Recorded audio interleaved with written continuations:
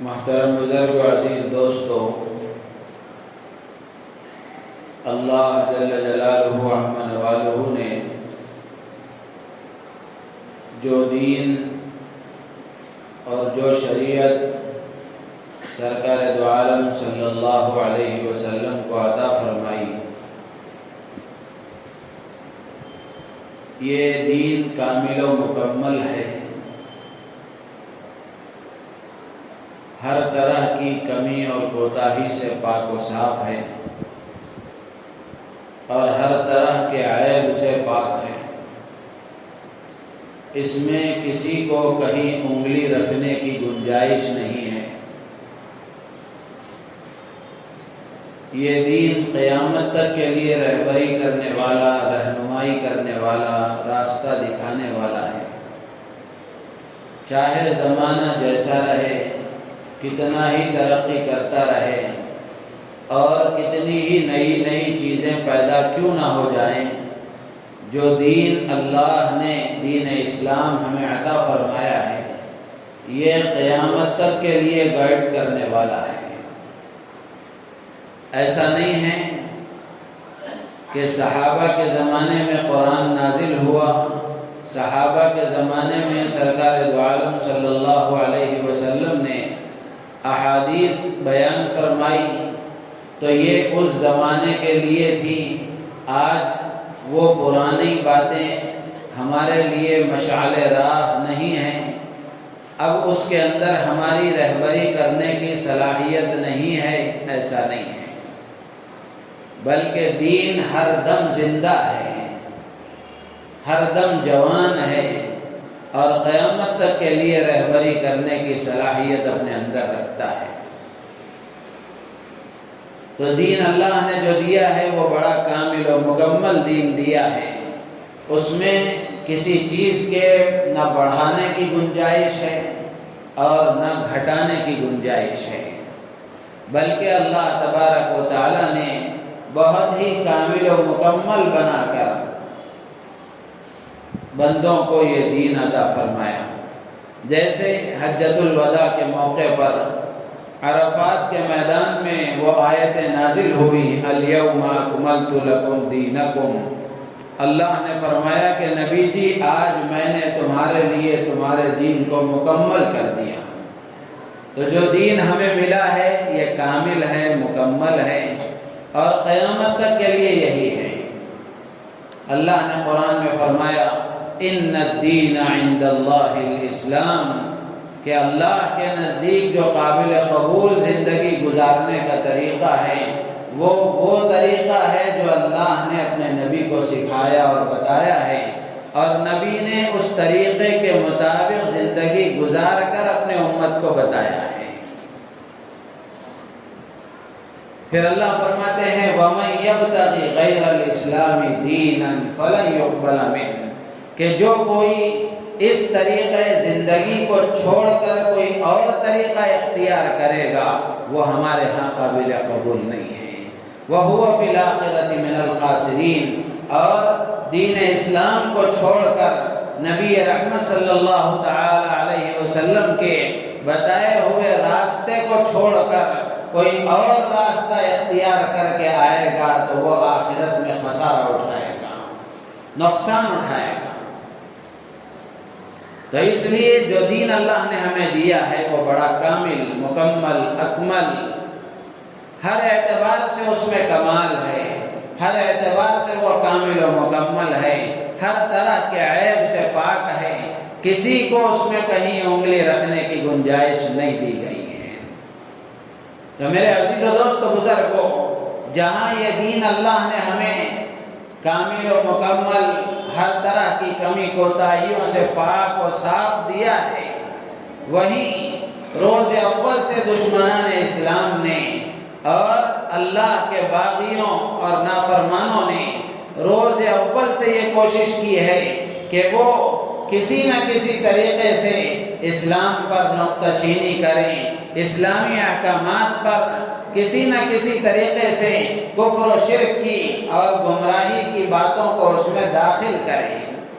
کہیں عقائد کے معاملے میں بگاڑ پیدا کیا گیا، کہیں اعمال میں بگاڑ پیدا کیا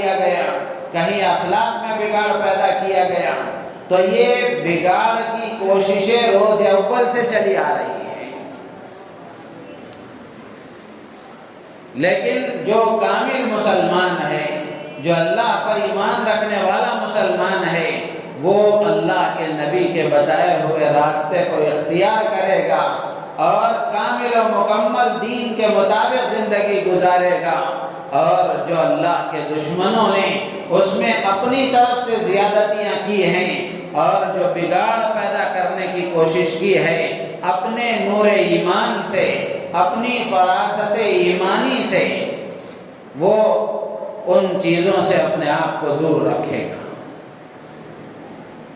جو مہینہ گزر رہا ہے یہ سفر کا مہینہ ہے، جس کو سفر المظفر کہا جاتا ہے۔ یہ اسلامی سال کا دوسرا مہینہ ہے۔ پہلا مہینہ محرم الحرام کا ہے، وہ گزر چکا۔ دوسرا مہینہ جو چل رہا ہے یہ سفر المظفر کا مہینہ ہے، دوسرا مہینہ ہے۔ اس مہینے سے متعلق کوئی خاص فضیلتیں یا اس مہینے سے متعلق کوئی خاص اعمال احادیث میں بیان نہیں کیے گئے، لیکن اس مہینے کا تذکرہ اس لیے کیا جاتا ہے، جیسے میں نے عرض کیا کہ روز اول سے دشمنان اسلام نے اسلام کے ماننے والوں کے عقائد میں بگاڑ کی کوششیں کی ہیں، اعمال میں بگاڑ کی کوششیں کی ہیں، اخلاق میں بگاڑ کی کوششیں کی ہیں۔ تو اس دوسرے مہینے، اسلامی سال کے دوسرے مہینے سفر المظفر کے سلسلے میں بھی بہت ساری غلط سلط باتیں لوگوں میں پائی جاتی ہیں، پھیلائی گئی ہیں، تو ان چیزوں کو سمجھنا بھی ضروری ہے، ان چیزوں سے متعلق علم کا رکھنا بھی ضروری ہے، اور جو صحیح ہے ان کو قبول کرنا، ان کو اختیار کرنا ضروری ہے، اور جو غلط ہیں ان سے بچنا ضروری ہے۔ سب سے پہلے تو یہ بات ہم سمجھیں کہ اس مہینے کو سفر کیوں کہا جاتا ہے۔ 3 لفظ ہیں، صاد، فا اور را۔ عربی لغت میں، عربی ڈکشنری میں اس کے معنی، ایک معنی آتے ہیں خالی ہونا، کئی معنی آتے ہیں، ایک معنی ہے اس کا خالی ہونا۔ تو اس مہینے سفر کو سفر اس لیے کہا جاتا ہے، علماء نے لکھا ہے کہ عربوں میں جیسا کہ مشہور ہے کہ لڑائی جھگڑے، قتل و قتال، جنگ و جدال خاندانی طور پر اور خاندانی اعتبار سے وہ جنگیں جاری رہا کرتی تھیں، لیکن اللہ تبارک و تعالیٰ نے پورے سال میں 4 مہینے ایسے قابل احترام رکھے ہیں کہ جن 4 قابل احترام مہینوں کا وہ کفار و مشرکین بھی احترام کرتے تھے۔ تو اس سے پہلے، سفر سے پہلے 3 مہینے لگاتار ہیں، ذی قعدہ، ذی الحجہ، محرم، یہ 3 مہینے قابل احترام لگاتار ہیں۔ تو ان 3 مہینوں میں جنگیں بند ہو جایا کرتی تھی، لڑائی جھگڑے نہیں ہوا کرتے تھے، کوئی کسی کا خون نہیں کرتا تھا، کوئی کسی سے جھگڑتا نہیں تھا، سب احترام کرتے تھے۔ تو جب یہ 3 مہینے گزر جاتے تھے تو 3 مہینوں کے بعد جیسے ہی سفر کا مہینہ شروع ہوتا تو عرب کے لوگ ان جنگوں کو دوبارہ شروع کرنے کے لیے، وہ جو جنگیں موقوف کی گئی تھی، روک دی گئی تھی، ان جنگوں کو دوبارہ جاری کرنے کے لیے ان سفر کا مہینہ شروع ہوتے ہی اپنے گھروں کو خالی کر کے باہر نکل جایا کرتے تھے۔ اس لیے اس مہینے کو سفر کا مہینہ کہا جاتا ہے۔ سفر کے ساتھ ایک لفظ لگایا گیا ہے، یا تو سفر کے ساتھ المظفر کہا جاتا ہے، یا سفر کے ساتھ الخیر کا لفظ لگایا جاتا ہے، سفر المظفر یا سفر الخیر، اس طرح کہا جاتا ہے۔ تو سفر کے ساتھ یہ المظفر لگانے کی یا الخیر لگانے کی کیا وجہ ہے؟ علماء نے لکھا ہے کہ مظفر کے معنی ہیں کامیابی کے، کامرانی کے، اور خیر کے معنی خیر اور بھلائی کے ہیں۔ تو اس سفر کے ساتھ مظفر اور یا الخیر کا لفظ لگا کر یہ پیغام دینے کی کوشش کی جاتی ہے کہ یہ مہینہ بھی کامیابیوں والا مہینہ ہے، خیر اور بھلائی والا مہینہ ہے۔ یہ کوئی منحوس مہینہ نہیں ہے، نحوست والا مہینہ نہیں ہے، بلکہ یہ مہینہ بھی کامیابی والا، خیر اور بھلائی والا مہینہ ہے۔ تو میرے عزیز و دوست و بزرگوں، یہ تو مہینے کے نام کا کچھ تعارف ہوا کہ اس کو سفر کیوں کہا جاتا ہے اور اس کے ساتھ المظفر کا لفظ کیوں لگایا جاتا ہے۔ تو سفر کے مہینے کے سلسلے میں جو غلط باتیں لوگوں میں پھیلائی گئیں اور جو غلط عقائد لوگوں میں پیدا کیے گئے، یہ روز اول سے ہے۔ عرب کے لوگوں میں بھی، کفار و مشرکین میں بھی تھیں اور آج بھی یہ چیزیں باقی ہیں۔ علماء نے لکھا ہے کہ سفر کے مہینے میں کفار و مشرکین اور عرب کے لوگوں میں دو چیزیں پائی جاتی تھیں۔ ایک تو یہ ہے کہ وہ اس سفر کے مہینے کو منحوس سمجھتے تھے، نحوست والا مہینہ سمجھتے تھے، اور یہ سمجھتے تھے کہ اس مہینے میں آسمان سے آفتیں، بلائیں، مصیبتیں نازل ہوتی ہیں، اور کوئی خیر کا کام اس میں اگر کیا جائے، کوئی خوشی کا کام اس میں کیا جائے، کوئی اچھا کام اس میں کیا جائے تو وہ خراب ہو جاتا ہے، وہ مکمل نہیں ہوتا۔ اس لیے وہ اس مہینے کو، سفر کو منحوس سمجھا کرتے تھے۔ جبکہ کسی مہینے کو منحوس سمجھنا اور کسی مہینے کو نحوست والا سمجھنا، اس کی شریعت میں، اسلام میں کہیں گنجائش نہیں رکھی گئی ہے۔ یہ عقیدے سے تعلق رکھنے والی چیز ہے کہ آدمی کسی مہینے کو منحوس سمجھے۔ اللہ کے نبی علیہ السلام نے حدیث میں اس کی صاف تردید فرمائی ہے، لا عدوى ولا طیارة ولا ہامة ولا سفر۔ اللہ کے نبی علیہ السلام نے فرمایا کہ ایک کی بیماری اللہ کے حکم کے بغیر کسی دوسرے کو نہیں لگا کرتی۔ یہ بھی ایک وہم ہے، یہ بھی ایک وہم ہے کہ لوگ بہت ساری بیماریوں کے متعلق، اب جیسے کورونا آیا تو کورونا کے متعلق لوگوں میں یہ بات مشہور ہو گئی کہ ایک کی بیماری دوسرے کو لگ جاتی ہے، جبکہ اللہ کے نبی علیہ السلام اس میں صاف ارشاد فرما رہے ہیں کہ لا عدوى، کہ ایک کی بیماری دوسرے کو نہیں لگا کرتی، بلکہ دوسرے کو جو بیماری آ رہی ہے وہ اس کے مقدر میں ہونے کی وجہ سے آ رہی ہے۔ اور آپ نے کورونا کے ماحول میں بھی دیکھا کہ بہت سارے بہادر قسم کے ہمارے نوجوان ایسے تھے جنہوں نے اپنی جان کو جوخم میں ڈال کر اور اپنی جان کا خطرہ مول لیتے ہوئے بھی بہت سارے کورونا کی ڈیڈ باڈیوں کو انہوں نے دفن کیا اور بہت سارے ان مریضوں کی خدمت کی۔ وہ زندہ ہیں، وہ موجود ہیں، ان کو کورونا نہیں آیا، ان کو کوئی بیماری نہیں آئی۔ تو اس لیے اللہ کے نبی نے فرمایا کہ لا عدوى، کہ ایک کی بیماری دوسرے کو نہیں لگا کرتی، بلکہ دوسرے کو جو بیماری آ رہی ہے وہ اس کے مقدر میں ہونے کی وجہ سے آ رہی ہے۔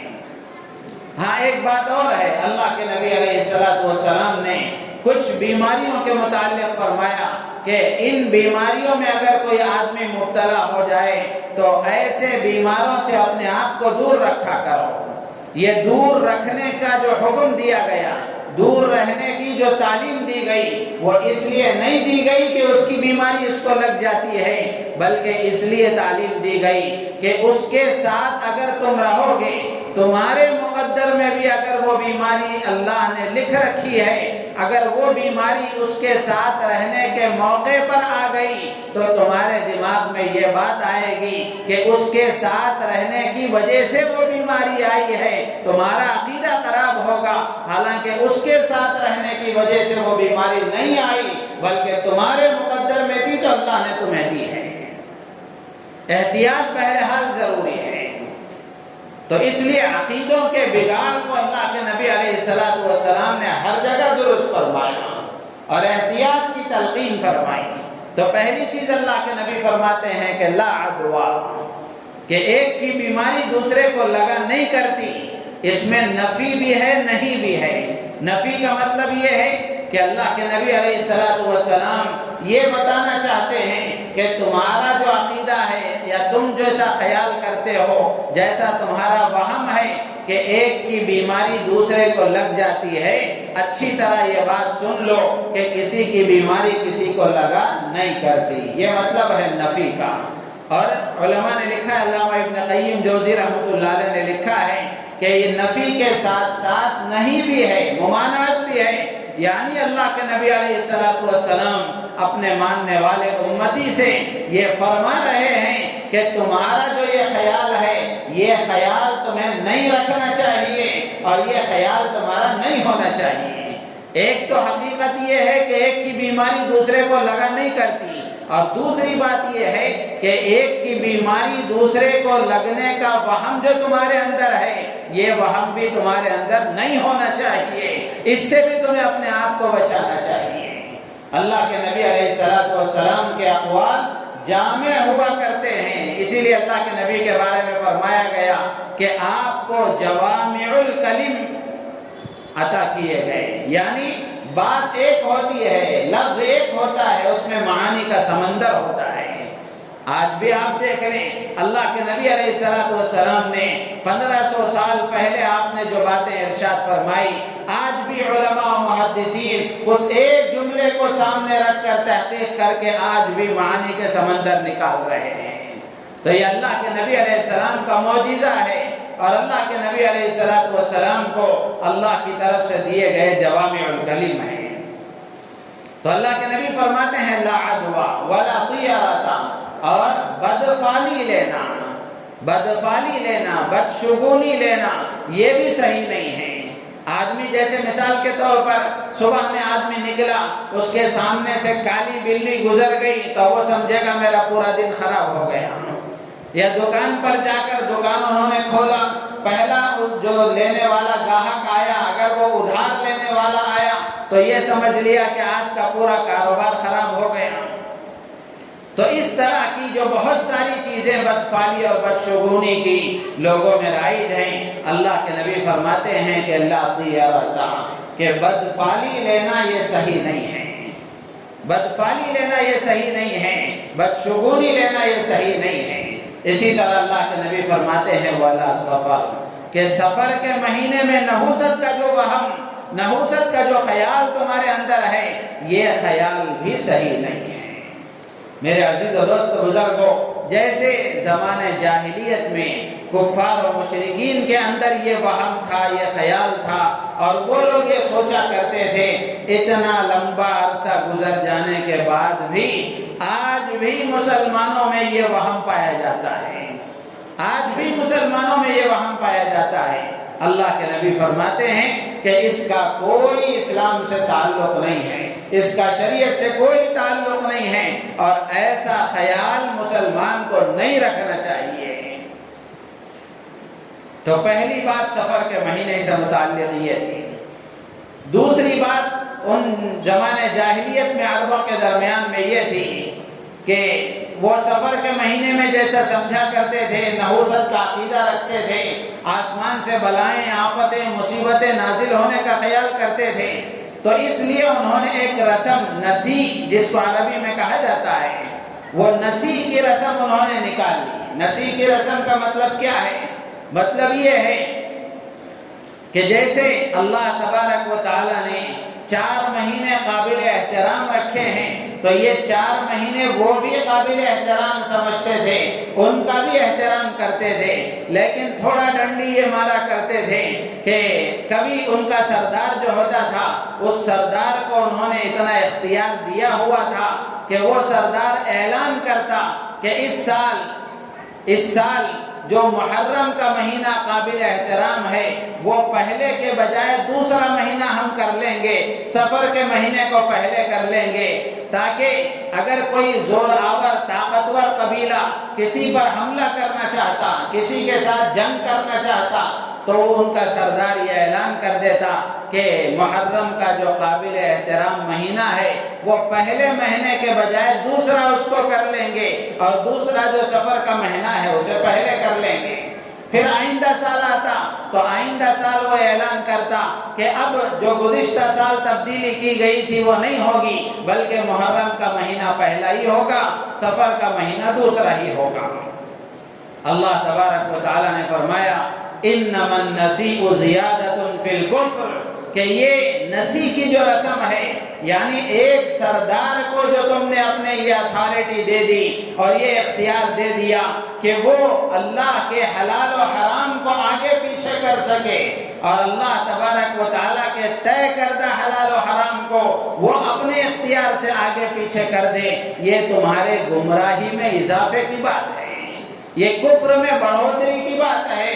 اس لیے اللہ فرماتے ہیں کہ اس سے بھی آدمی کو بچنا چاہیے۔ یہ گزشتہ زمانے میں عربوں میں یہ رواج تھا۔ اللہ نے فرمایا کہ انما النسیء زیادۃ فی الکفر یحلونہ عاما ویحرمونہ عاما۔ اللہ تعالیٰ فرماتے ہیں کہ وہ ایک سال ایک مہینے کو حلال کر لیتے اور ایک سال حرام کر لیتے، جیسا جی میں آتا ویسا کرتے۔ یعنی 4 مہینوں کی جو اللہ نے تعیین فرمائی ہے، 4 مہینوں کی گنتی تو پورا کر لیتے، لیکن 4 مہینے جو اللہ کی طرف سے طے کردہ ہیں، ان طے کردہ مہینوں کو اپنے اختیار سے آگے پیچھے کر لیا کرتے تھے۔ اللہ نے اس سے بھی منع فرمایا، اللہ نے اس سے بھی منع فرمایا۔ تو عربوں میں یہ 2 چیزیں رائج تھی،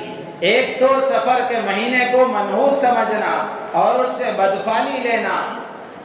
اور اس میں خوشی کا کوئی کام نہ کرنا، ایک چیز تو یہ تھی، اور دوسری چیز یہ مہینے کو آگے پیچھے اپنے اختیار سے کر لینا، وہ یہ کام کیا کرتے تھے۔ اب موجودہ دور میں سفر کے مہینے کی جو توہم ہے یا وہم پرستی ہے وہ یہ ہے کہ سفر کے مہینے کو ہی بعض لوگ یا بلکہ بہت ساری عورتیں، خواتین 13 تیزی کا نام دیتی ہے، مہینے کو ہی 13 تیزی کہتی ہے۔ اس کی وجہ تو علماء نے کتابوں میں نہیں لکھی، معلوم نہیں ہو سکی، بلکہ بعض علماء نے لکھا ہے کہ اگر یہ 13 تیزی کہنے کا مطلب یا اس کی وجہ یہ ہے کہ اللہ کے نبی علیہ السلام کا جس بیماری میں، جس مرض میں انتقال ہوا وہ سفر کے مہینے میں شروع ہوا تھا اور 13 دن اس میں بہت زیادہ شدت رہی، اس لیے وہ اس سفر کے مہینے کو بہت زیادہ تیز سمجھتے ہیں، بھاری سمجھتے ہیں، اس میں مصیبتوں کا نزول زیادہ سمجھتے ہیں۔ اگر اس خیال کے ساتھ اس مہینے کو 13 تیزی کہا جاتا ہے تو یہ سراسر جہالت ہے اور سراسر غلط ہے۔ اسی طریقے سے ایک وہم یہ بھی پایا جاتا ہے کہ یہ سفر کے شروع کے 13 دنوں کو یہ منحوس سمجھا جاتا ہے، اس میں کوئی خیر کا کام نہیں کیا جاتا، کوئی اچھا کام شروع نہیں کیا جاتا۔ اسی طریقے سے سفر کے مہینے میں نکاح اور شادی اور خوشی کا کوئی کام یا خوشی کی کوئی تقریب کرنے کو معیوب سمجھا جاتا ہے کہ اس میں جو شادی ہوگی اس میں خیر و برکت نہیں ہوگی، جو اچھا کام اس میں شروع کیا جائے گا اس میں خیر و برکت نہیں ہوگی۔ اس طرح کی وہم پرستیاں، اس طرح کی بدفعلیاں یہ آج بھی لوگوں میں عام ہیں۔ اسی لیے آپ دیکھ لیں جتنے فنکشن ہال ہیں اس میں کوئی شاپنگ کا مال لگا ہوا ہے، سب بند پڑے ہیں۔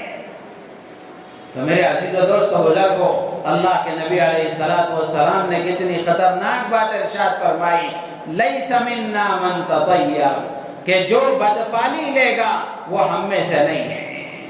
وہ ہمارے میں سے ہے ہی نہیں، وہ مسلمان کہلائے جانے کے قابل نہیں، وہ میرے متبعین میں سے کہلائے جانے کے قابل نہیں۔ یعنی سفر کے مہینے کو منحوس سمجھنا، اس سے بدفعلی لینا، یہ مسلمان کا کام نہیں ہے،